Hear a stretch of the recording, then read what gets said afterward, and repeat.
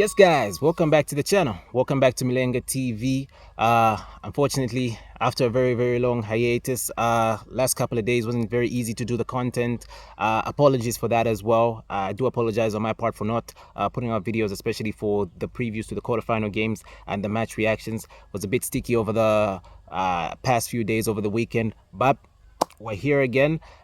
It's semi-final time. It's crunch time, as they would say. It's the time where teams must deliver. Teams must stand up and be counted. And yeah, we're going to be taking a look into your semi-final match previews. But before we go any further, like we always do on the channel, if you're new to the channel, if you're seeing this video for the first time, welcome aboard. Do us a favor, hit that like button at the end of the video or me through the video at any stage of the video.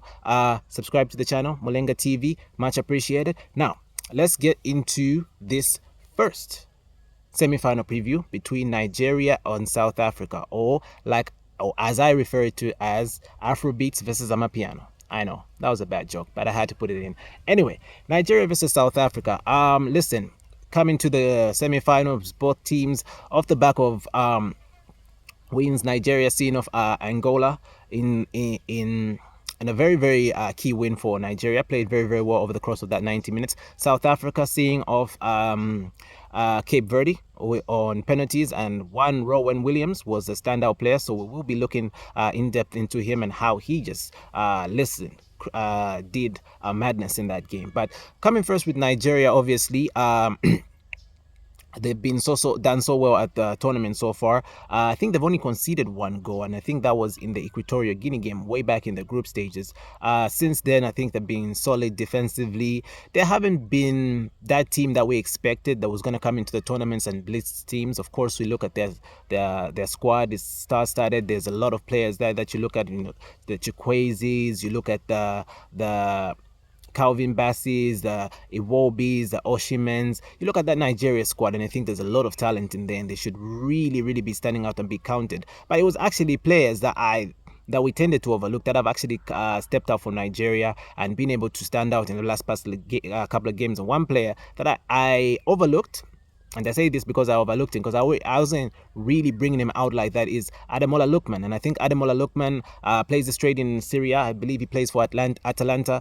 Listen, he's been the standout player for Nigeria in the past two games. I mean, in the round of 16, he was a standout player, and this time in the quarterfinal as well, standout player. He's had key moments as well. He's scored 3 goals so far at the tournament. He's been a very key player that has stood out in the last couple of games, and he's been very instrumental to the good that Nigeria has come. In spite of them having so many players that you can look to for performances, he's the one player that has come up clutch in the last couple of games, and he's been the one player who's going to be key for them now on, not just in this game, but even going into the final should they get there. So Ademola Lookman has been having a decent tournament as well. He's been very key to Nigeria, of course. Osimhen as well, you can't overlook him. Unfortunately, up in this far, we were at the semi-final stage and we still haven't had an Osimhen goal. He did have a goal in the last game, but unfortunately he was offside for that. But you could see what he's brought to the team. I mean, his energy levels are just incredible. He always gives his team energy. He always presses from the front. He always gives them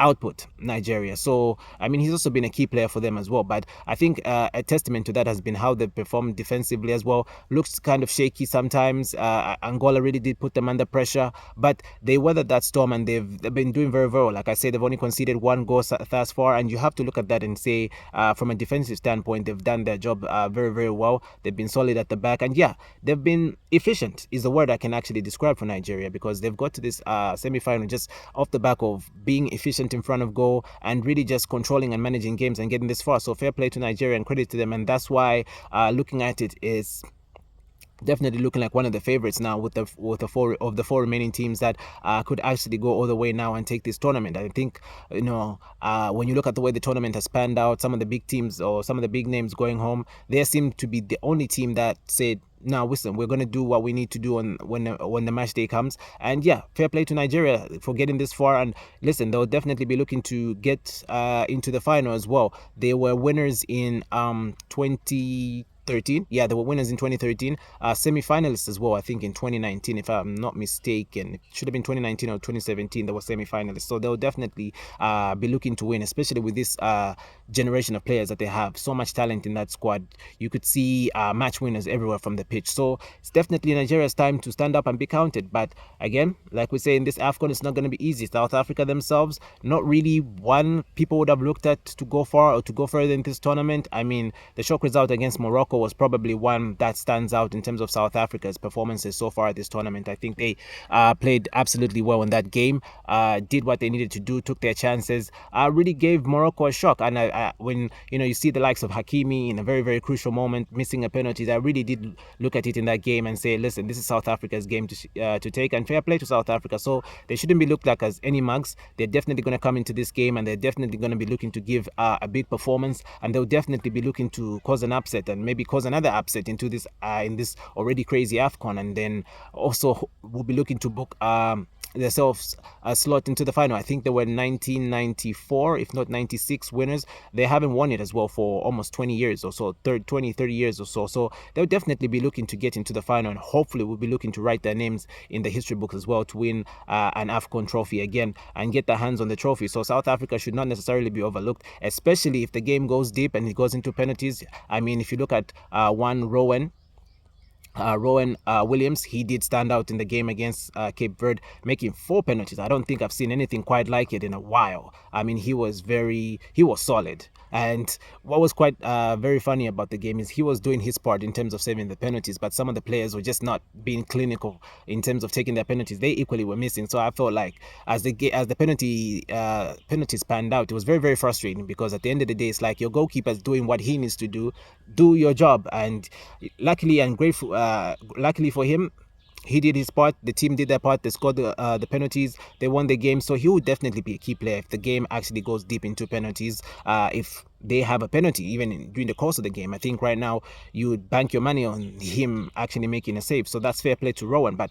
also players like, of course, Themba Zwane been key for them. Percy Tau been key for them. South Africa have also got some key players that will look to stand out on the day and be counted. So I mean, don't overlook South Africa or don't override South Africa in terms of them coming into this game, because at this point of the tournament, or this stage of the tournament, everybody has got a point to prove. So much as it may look like the game is tilting towards one side and there's one overall favorite, you can't overlook anybody, especially with the way the tournament has panned out. I mean, it's given us a lot of shocks that we thought, oh, I thought that team was gonna quite easily get through, and then obviously it ended up going the other way around. So South Africa should not be overlooked. So in terms of my match prediction, as you go deep into the tournament, this way it always gets difficult. But there's something about Nigeria. There's something about this Nigerian team. Like I said, the key word for Nigeria in this tournament, and I'll keep saying this, is efficient. I feel they just have something about them that's efficient. I really thought they were going to come out, blitz teams and stand out, but the key word for them has been efficient. So in terms of my match predictions, I am going to go for a Nigeria win, and I'm just going to go for a 1-0 Nigeria win over 90 minutes with the key word efficient. I think they'll be efficient enough over 90 minutes to get the win, but again, like I always say in this tournament, you can never write anybody off. So that's going to be my match prediction. I'm going to go for a 1-0 Nigeria win over 90 minutes. Nothing crazy. But hey, the beauty about this AFCON tournament is you just never know. So let me know what your match predictions are to my Nigerian fans, to my South African community. How do you think this game is going to pan out? And who do you see making the final?